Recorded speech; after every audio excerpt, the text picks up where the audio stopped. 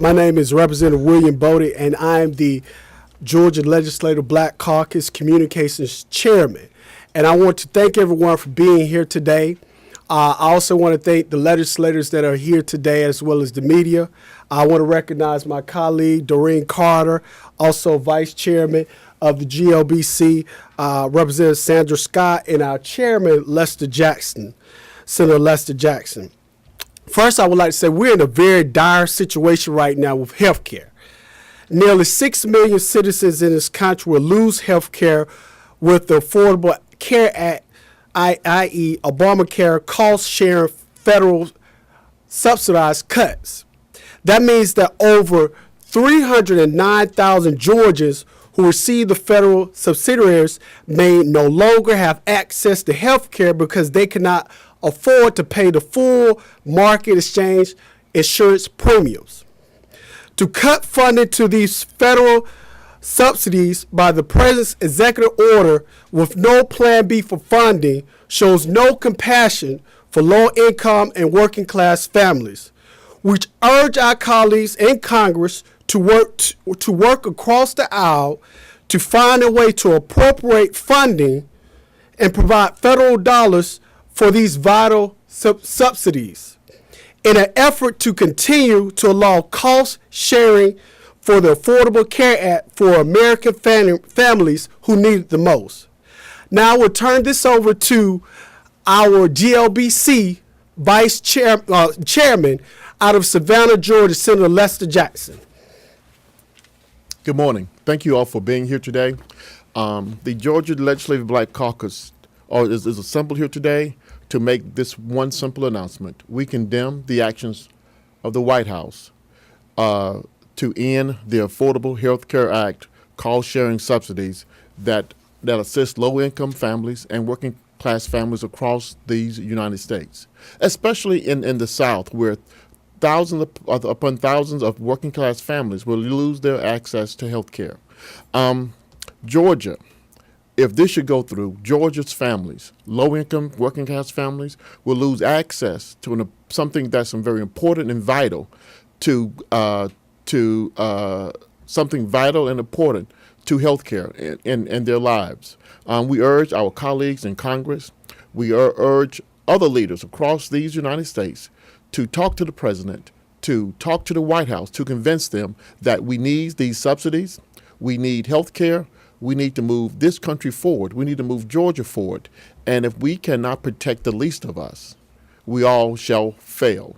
And health care subsidies for low-income and working-class families is so vitally important to every family, to every industry, to every entity of this country, and especially in the state of Georgia. To allow cost sharing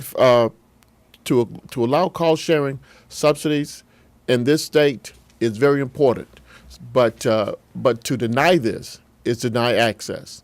I will now turn it over to our Vice Chair, State Representative Sandra Scott, for an additional comment. Good morning. I'm State Representative Sandra G. Scott, and I serve District 76.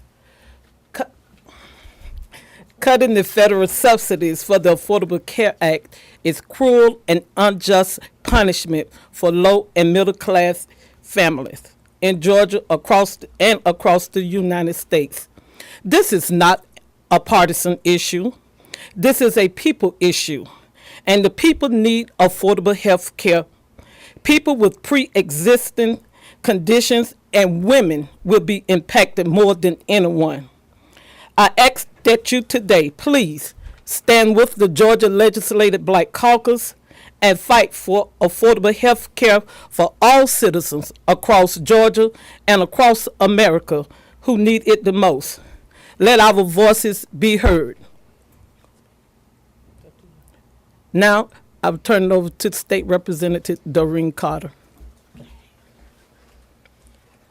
Good morning. I'm State Representative Doreen Carter. I represent House District 92, and I echo my colleagues in urging Congress to sit down and come up with a solution to address health care in Georgia. We've talked about the issues that are going to affect low-income families and middle-class families, but also higher-income families will be affected as well.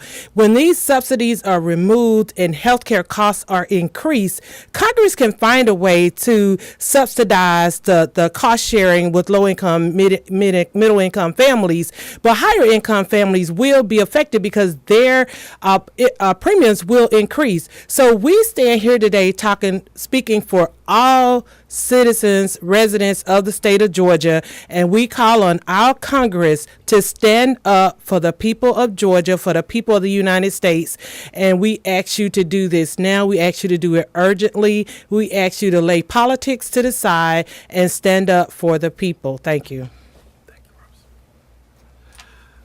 In closing, I would like to say that this is a people issue, like our Vice Chairman has stated today. We, the Georgia Legislative Black Caucus, is the largest Black caucus in this country. And we feel not only is a duty to the citizens of Georgia, but citizens across this country that we speak up, that we stand for what's right. And affordable health care is what's right. Our citizens need that health care. With over 300, almost 10,000 people scheduled to lose health care in this state, that is a major issue. And we want to address that issue. We ask that our citizens reach out to your congressmen, reach out to your senators to say, look, we need help. And this is a issue about the people, and this is not party politics. Thank you. If anyone has any questions, we're now open the floor for questions at this time. What's the simplest way you can explain what happened? Well, the simplest way I can explain is that basically the subsidized were on a month-to-month payment arrangement that the government was funding these subsidies. And what happened is that President Trump decided to, at this point in time, it's time to start to defund those programs.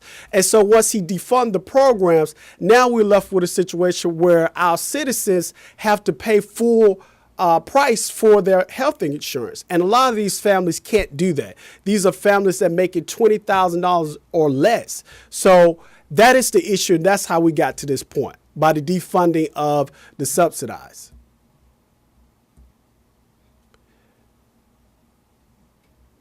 If there are no more questions, we will close at this time, and I want to thank everybody for being here. There's one other thing, though. There's one other thing. And what happens when people cannot afford health care or don't have access to insurance? They wind up in the emergency room. They can't afford to pay for insurance, so they wait till something tragic happens.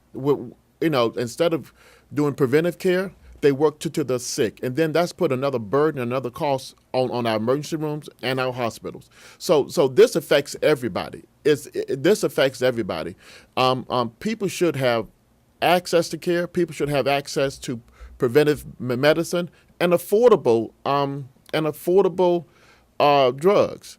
And so this puts a burden on our hospitals, on people who on insurance costs, but it puts another burden on this entire country. Which one costs more to the overall healthcare system? What you described, waiting to go to emergency, or the AC? I don't have those numbers, but I'm almost sure the emergency room costs absolutely costs even more than paying these subsidies. Cost of life. Mm-hmm. And it's the cost of life. If there are no other questions, I thank you all for being here. The Georgia Legislative Black Caucus thanks you, and we stand on the forefront of helping the least of us, helping the poor and the disenfranchised. Thank you.